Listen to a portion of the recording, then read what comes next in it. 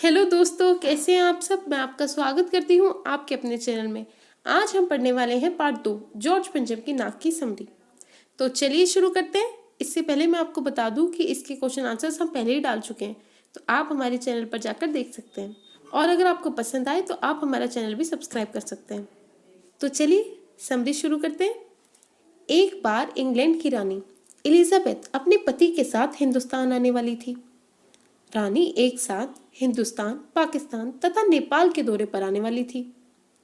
रानी Elizabeth का दर्जी परेशान था कि रानी कब क्या पहनेगी।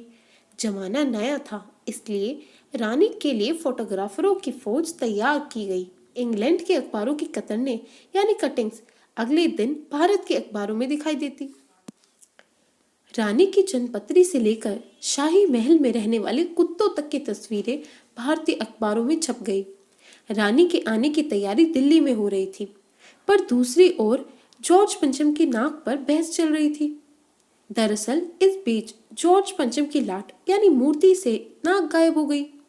उच्च स्तर पर तय हुआ कि लाट पर नाक तो हर हालत में होनी चाहिए।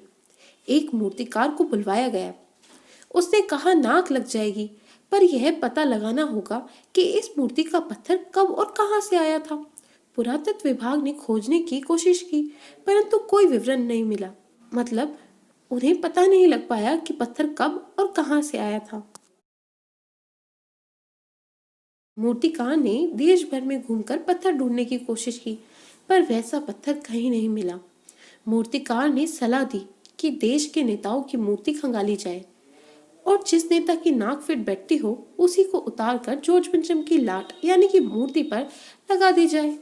परंतु उसने शर्त रखी कि यह बात अखबारों तक नहीं पहुंचनी चाहिए। उसकी शर्त मान ली गई।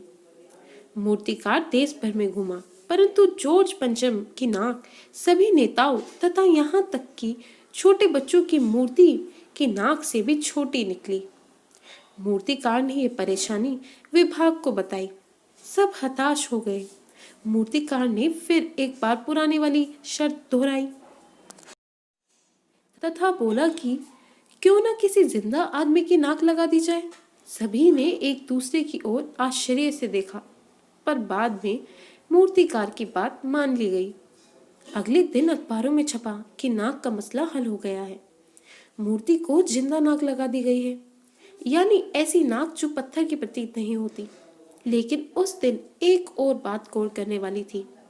उस दिन अखबारों ने किसी उद्घाटन, स्वागत समारोह, अभिनंदन आदि की कोई भी खबर नहीं छपी।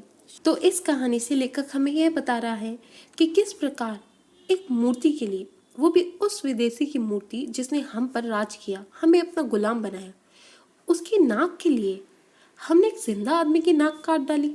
वह सिर्फ एक नाक काटने का मसला नहीं था, परंतु इस कार्य से उन्होंने पूरे देश की नाक कटा डाली। हमारे उच्च अधिकारियों को अपने देश का सम्मान सबसे ज्यादा उच्चतर होना चाहिए। अपने देश का सम्मान सर्वोपरि होना चाहिए। तो चलिए इसी के साथ ये वीडियो खत्म होती है। अगर आपको ये वीडियो पसंद आई हो तो प्लीज़ लाइक करें, शेयर करें और हमारे चैनल को सब्सक्राइब करना ना भूलें।